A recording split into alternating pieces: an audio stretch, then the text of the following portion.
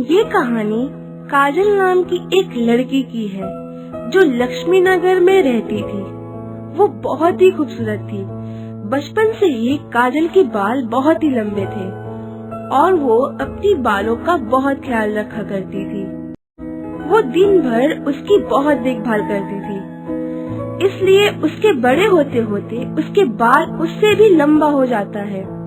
मगर उसके बालों की वजह से कोई भी काजल से शादी करना नहीं चाहता था, क्योंकि किसी को भी ऐसी बीवी नहीं चाहिए थी जो दिन भर बस अपने बालों को ही संभालती रहे। इस वजह से उसकी माता पिता बहुत परेशान थे। ऐसे ही एक दिन रौनक नाम के एक लड़के का रिश्ता काजल के लिए आया। सही समय पे रौनक उसकी माँ को लेके काजल को देखने आता है।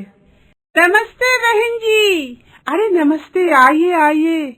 आने में कोई परेशानी तो नहीं हुआ? बैठिए। अरे नहीं, ऐसी कोई खास दिक्कत नहीं हुई बहन जी।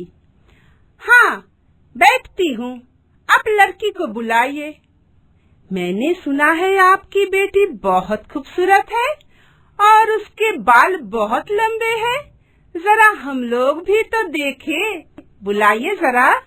हाँ हाँ बहन जी, रुकिए, अभी बुलाती हूँ। आप लोग बैठिए ना, चाय नाश्ता कीजिए। क्या लेंगे आप लोग, ठंडा या गरम? नहीं जी, पहले लड़की से मिलेंगे, बाद में खाना पीना होगा। जी जरूर। काजल, काजल बेटी, जल्दी नीचे आओ बेटी, मेहमान तुम्हारी इंतजार कर रही है। काजल नीचे आती है। रौनक और उसकी माँ उसे देखकर बहुत हैरान होते हैं। काजल सीढ़ी से नीचे उतर चुकी थी, मगर उसके बाल तब भी सीढ़ी के ऊपर ही थे। वाकई बहन जी, आपकी बेटी है बहुत सुंदर, मगर इसके बाल कितने लंबे हैं। घर में काम धाम कुछ करती भी है क्या, या सिर्फ दिन भर बाल ही संवारती रहती है? नहीं नहीं, ऐसी बात नहीं है। आप रिश्ता पक्का कर दीजिए, काजल के बाल मैं कटवा दूंगी। नहीं माँ, मैं ये बाल बहुत मेहनत से बनाई है। मुझे अपनाना है तो इस बालों के साथ ही अपनाना होगा। फिर तो हम आपसे शादी नहीं कर सकते। मुझे ऐसी लड़की से शादी नहीं करनी जो सारा दिन बस अपना बाल संवारती रहे। हाँ बेटा, और ऐसी लड़की को बहू बना के ले गई तो आस पड़ोस के सारे लोग इसको देखने के लिए चले आएंगे। ये सब कह के रौनक और उसकी माँ वहाँ से चले जाते हैं। ये देख काजल की माँ को बहुत गुस्सा आता है। आज मैं तुम्हारे ये बाल कटवा कर ही रहूंगी। तुम्हारे बालों के कारण कोई भी लड़का तुमसे शादी करना ही नहीं चाहता है। नहीं माँ, ऐसा मत कीजिए। अब तो जानती है कि मैं अपने बालों से कितना प्यार करती हूँ। ये मेरी जिंदगी का हिस्सा है। माँ प्लीज। काजल की माँ उसके बाल काटने के लिए अपने हाथों में उसके बाल पकड़ लेती है। इतने में वहाँ काजल का बड़ा भाई आ जाता है और फौरन रोक लेता है अपनी माँ को। माँ, ये क्या कर रही हैं आप? क्या आप नहीं जानती कि एक लड़की की खूबसूरती उसके लंबे बाल ही है, और काजल खुशनसीब है जो उसको इतने सुंदर बाल मिले हैं। तो क्या करूँ बेटा, इसके बाल इसके रिश्ते के बीच आ रही है। रहने दो माँ, इतनी जल्दी भी क्या है। उम्र क्या है मेरी बहन की। मैं इसे बाहर भेज दूंगा आगे पढ़ने के लिए। कोई जरूरत नहीं अभी शादी करवाने की, ये आगे पढ़ेगी। काजल की माँ आगे और कुछ भी नहीं कहती। कुछ दिनों के बाद काजल हैदराबाद चली जाती है पढ़ने के लिए। कॉलेज में भी सब उसके बालों की ही बात करते थे। कोई उसके बालों की तारीफ करता तो कोई मजाक उड़ाता था। ऐसे ही वक्त बीतता जाता है। कुछ दिन बाद उस कॉलेज में अनुज नाम का एक नया लड़का भर्ती होता है, जो काजल को देखकर पहले हैरान हो जाता है और उससे कहता है, ओ मैडम, आप सारा खाना अपने बालों को खिलाती है क्या? जी हाँ। आपको कोई दिक्कत है इसमें? मैं तो बस ऐसे ही पूछ रहा था। अच्छा एक बात बताइए, आपको कॉलेज से कोई कांटेक्ट मिला है क्या? नहीं तो क्यों? नहीं, वो क्या है कि कॉलेज में सब झाड़ू देने वालों की छुट्टी हो गई है। वो सारे कॉलेज की सफाई आपके बालों से जो हो जा रही है। ये सब सुन के काजल गुस्से में वहाँ से चली जाती है। दिन ऐसे ही बीतता जाता है।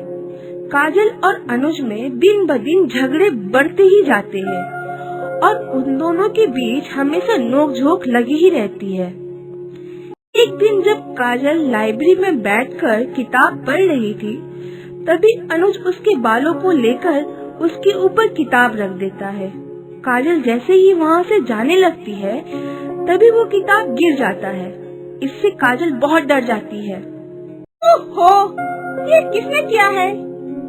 जी ये मैंने किया है। आपको शर्म नहीं आती किसी लड़की को ऐसे छेड़ने में? जी यही तो दिक्कत है, वैसी कुछ भी मुझ में है ही नहीं, तो आएगी कहाँ से? हाँ, आप में होगी भी कैसे? आप पैदाइशी बेशर्म जो ठहरे।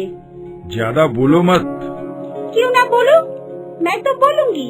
सच करवा लगा क्या? तब वो दोनों वहाँ से चले जाते हैं। फिर एक दिन कॉलेज की तरफ से सारे स्टूडेंट्स को समर कैंप में ले जाया जाता है। वो लोग कैंप के लिए पहाड़ की तरफ जाते हैं। वहाँ पहुँच के सब मिलके कैंप लगाते हैं। अनुज पहाड़ का नजारा देख मोहित हो जाता है और कैमरा लेके वीडियो रिकॉर्ड करने लग जाता है। रिकॉर्ड करते करते वो पहाड़ के एकदम साइड में चला जाता है। तभी उसका पैर फिसल जाता है और वो खाई में गिर जाता है। खाई में गिर के वो एक पेड़ की टहनी पकड़ के झूलता रहता है। सारे स्टूडेंट्स इकट्ठा हो जाते हैं। लड़कियां डर के मारे चिल्लाने लगती हैं। सब मिलके कोशिश करते हैं उसे पहाड़ से निकालने की, मगर सब नाकाम हो जाते हैं। कुछ देर में काजल वहाँ आ जाती है। बात क्या है ये देखने के लिए सबके बीच से सामने आती है। आके अनुज को ऐसा झूलता देख परेशान हो जाती है। अनुज तब भी चिल्ला रहा था, बचाओ, कोई तो मुझे उठाओ, मैं ऐसे ज्यादा देर नहीं रह पाऊंगा। अनुज, तुम वहाँ क्या कर रहे हो? झूला झूल रहा हूँ। अच्छा है, झूलते रहो। अरे पागल लड़की, दिखाई नहीं दे रहा है क्या? बचाओ मुझे, प्लीज, कोई तो बचाओ। काजल कुछ देर सोचती है, फिर उसके दिमाग में एक आइडिया आता है। वो नीचे की तरफ झुककर अपने बालों को नीचे खाई की तरफ डाल देती है और कहती है, अनुज, मेरे बालों को पकड़ लो, मैं तुम्हें उठा लेती हूँ। तुम मुझे खींच पाओगी? ऐसा ना हो कि तुम ही गिर जाओ। तुम पकड़ोगे या मैं जाऊँ?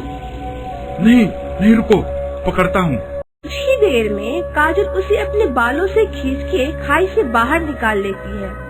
बाहर आके अनुज काजल को थैंक यू कहता है। सबके जान में जान आती है। फिर कैंप खत्म करके सब अपने अपने घर चले जाते हैं। अगले दिन से सब कॉलेज आते हैं। अब अनुज और काजल के बीच धीरे धीरे दोस्ती हो जाती है। वक्त बीतता जाता है और अनुज काजल से प्यार करने लगता है। एक दिन काजल का बर्थडे था।